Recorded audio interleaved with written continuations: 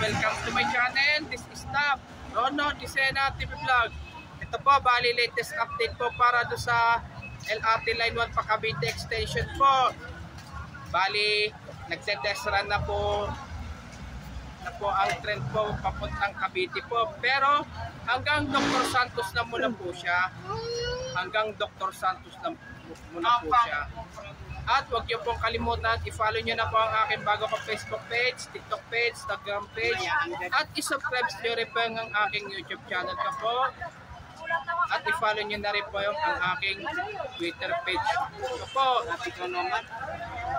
Sana po, panoorin po natin yung ipagtetest run po ng trend po papuntang Cavite po.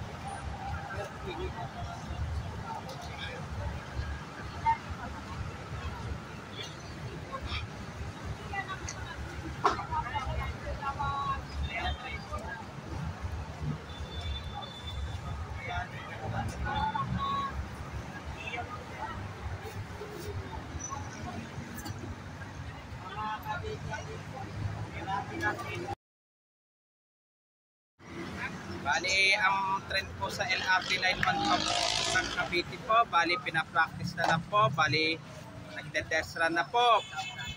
By December 24 po, bago mag-Christmas po ay magiging pampasahero na po siya. Bali, lahat po ng mga pasahero po sa PNR po, bali konting tiis na lang po ay mabubuksan na po itong ang LRT Line 1 Cavite Extension po. Pero hanggang Dr. Santos lang muna po siya. Hanggang Dr. Santos lang muna po siya.